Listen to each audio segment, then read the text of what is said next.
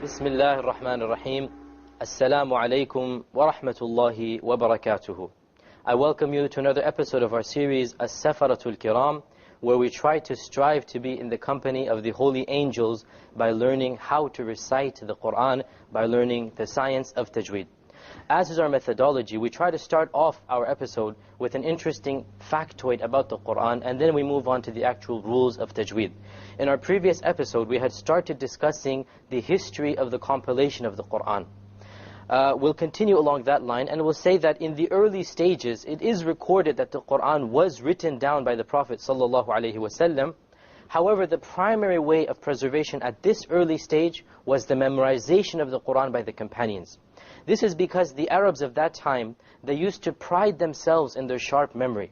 In fact, this was how they preserved their oral traditions. This was how they preserved their history, their poetry, their literary legacy. They would memorize it, and then they would narrate it later on. And so when the Quran came down, the companions of the time, they memorized the portions of the Quran that were convenient to them. And many of them, in fact, memorized the entire Quran that was revealed until that time. However, in the Madani stage, when the Prophet ﷺ migrated to Medina, here we have clear-cut narrations that the Prophet ﷺ would actually command for the Quran to be written down. Once when a verse was revealed, and this is authentically narrated in Sahih Bukhari, he said, "Call Zayd ibn Thabit for me." Zayd ibn Thabit was the primary secretary of the Prophet ﷺ. He said, "Call him for me and tell him to bring the scapula bone and the ink pot," meaning pen and paper of their time. So when Zayd ibn Thabit came, the Prophet ﷺ dictated to him the ayah, and so Zayd wrote it down, and it is also narrated that the Prophet ﷺ would then listen back from Zayd what he had written in the Quran. So the Quran was definitely preserved by memorization and by being written down, and we'll continue along this history in our next episode.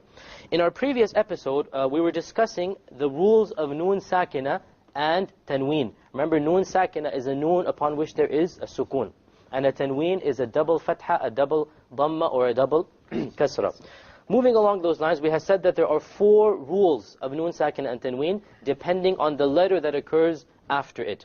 So we now move on to the second rule, and that is that of iqlab, or conversion. Okay, we have this fancy diagram here to help you memorize what we mean by iqlab. Iqlab means conversion. When does iqlab occur? Iqlab, this conversion or this changing, it occurs when a Noon Sakina or a Tanween is changed to a meme. This is why we call it iqlab.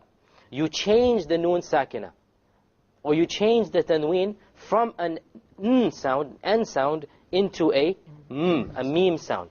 Therefore, because it is converted, we call it iqlab, which means to convert, to change. Okay, well, when does this occur? It occurs when the Noon Sakina or Tanween is followed by the letter ba.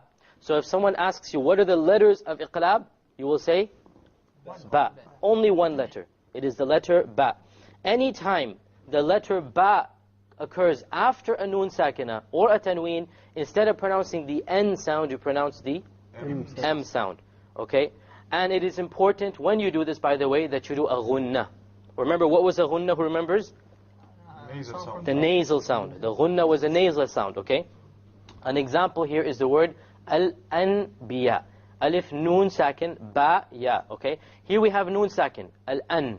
But it's followed by a Ba. So we don't pronounce it Al-An. We change the Noon into a Meme. And then we do a Ghunnah. Okay? Al-Anbiya. Al-Anbiya. We change the Noon into a Meme, and we perform a Ghunnah on it. Likewise, in the next example, we have a Noon Sakin followed by a Ba. Notice that this was in one word, this is in 2 words. It's the same ruling. There's no difference if it's in 1 word or 2 words or Tanween. It's all the same ruling. Here we have Min Ba'di. Min Ba'di. We have Noon Sakin followed by a Ba. How do we pronounce it?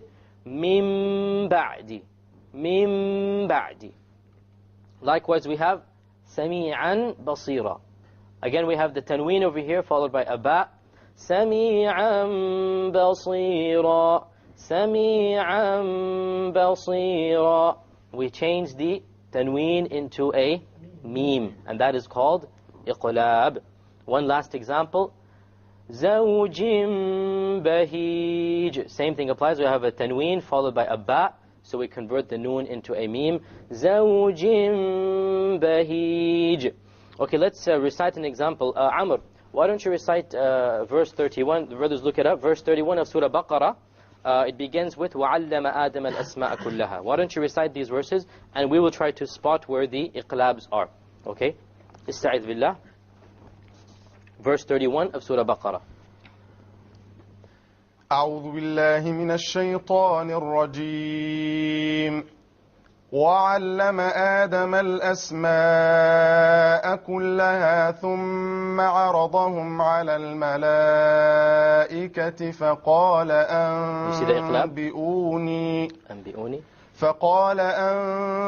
أنبئوني بأسماء هؤلاء إن كنتم صادقين قالوا سبحانك لا علم لنا إلا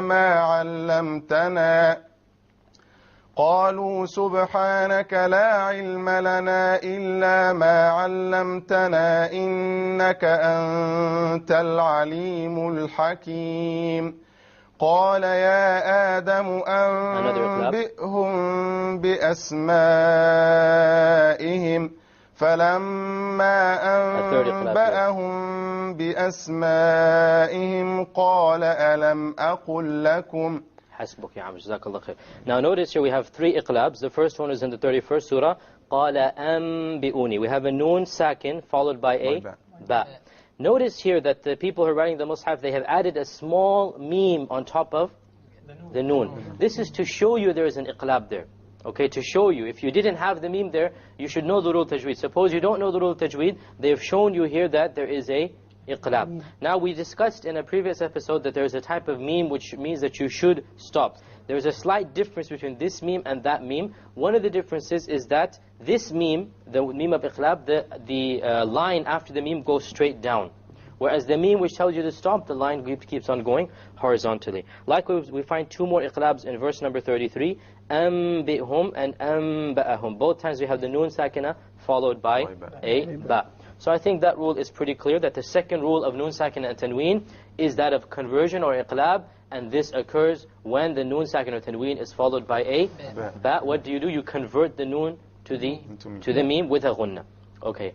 The third rule of the four is that of merging. So we have a diagram here of things merging. And these diagrams, by the way, they help you to memorize it. When you think of idgham, think of something merging, so you remember what the idgham is. Okay? So the idgham is of two types. There is one type of merging or idgham in which you do a ghunna, and one type in which you don't do a ghunna. Today we'll only discuss the type which you don't do a ghunna, and in our next episode we'll discuss the idgham in which you do a ghunna. Okay, what exactly is an idgham? What exactly is idgham? The idgham means you merge the word before the tanween or the noon sakina into the word after the tanween or the noon sakina. Excuse me, the letter before the noon and to the letter after the noon. What happens to the noon itself? Well, when there's no ghunna, as in these two cases of the lam and the ra, it is completely dropped. And that is why we call it idgham or merging. You merge what is before with what is after, and you drop the actual sound of na, the tanween or the noon sakina. And the two letters of idgham without ghunna are lam and ra. So anytime you have a noon sakina followed by a lam, or you have a tanween followed by a lam, or a tanween followed by a ra, or a noon sakina followed by a ra, you drop the sound of n, and you merge what is before with what is after. Let's give an example here. We have over here, min rabbihim. Notice we have a noon sakina followed by a ra. And the ra is a letter of idgham without ghunna. So you don't say min rabbihim, you drop it. You drop the noon and you merge the meme with the ra. And you say, mil rabbihim, mil rabbihim, immediately.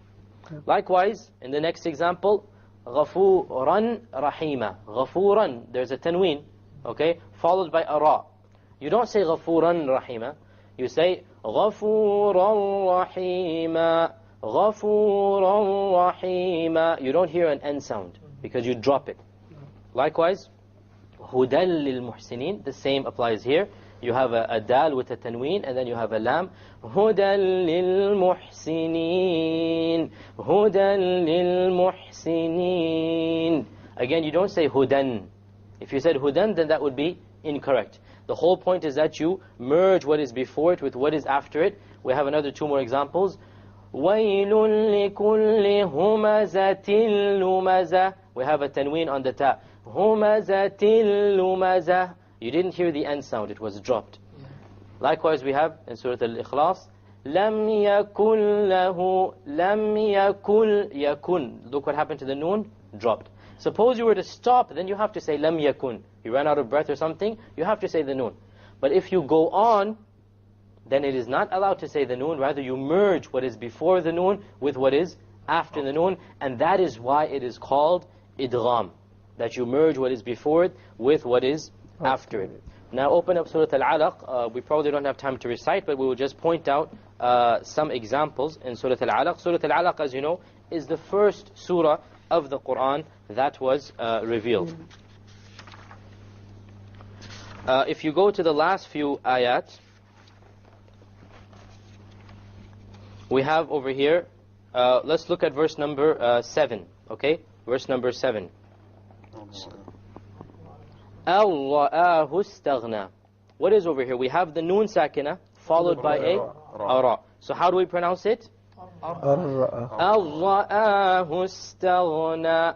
Now here as a side point, remember when we were talking about the rules of the ra, we said one of the most common mistakes with the ra is what?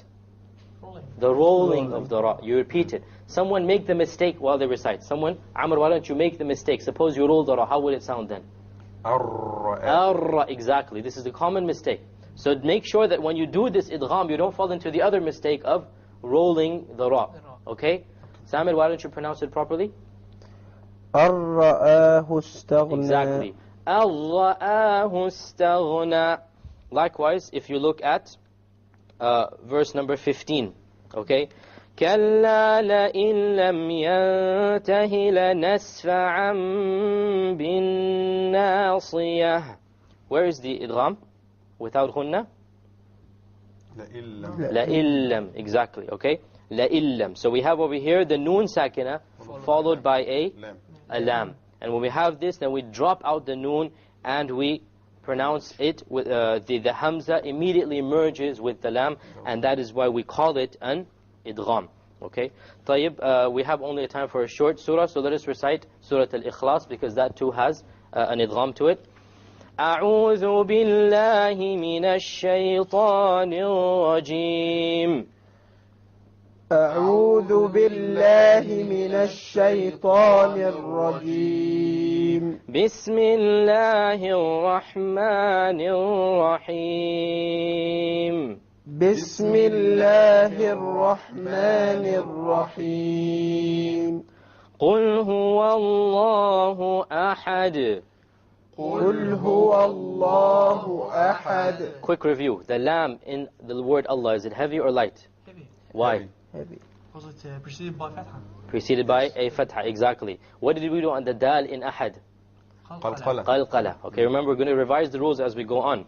Allahu Samad. Allahu Samad. Okay, the lam in As-Samad, why did we not pronounce it? Solar.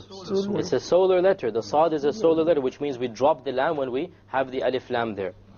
Lam yalid wa lam yulad. لم يلد ولم يولد. Likewise, both of the qalqas are on the dal. وَلَمْ يَكُنْ لَهُ كُفُوًا أَحَدٌ.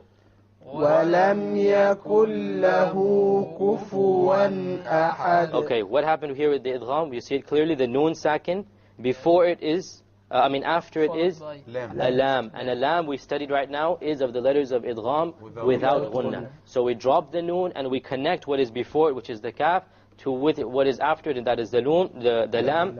وَلَمْ يَكُلْ. There is no end sound. It is merged. It is dropped in the merging of what is before and what is after. And the last point here, kufuwan. How did we pronounce the noon there? Clear. Idhar, clear. Why? Because what is after it? The Hamza. We covered the Idhar the last few episodes. The 6 letters of the throat, they are the letters of Idhar, and of them is Hamza. Okay. With this, we come to the conclusion of today's episode. We will continue the rules of Noon Sakin and Tanween. Now, please don't get discouraged by the quantity of rules. These are very simple rules. It's just a matter of taking them one at a time. It doesn't require that much knowledge of Arabic. It doesn't require that much knowledge of any other science. It's just memorizing these simple rules. What occurs after the Noon Sakin or Tanween, if it's a particular letter, then that ruling will apply. So don't get discouraged. Persevere, persist, and recite the Quran to someone who is knowledgeable so that he can correct you in his recitation. I hope to see you next time. Until then, Assalamu alaikum wa rahmatullahi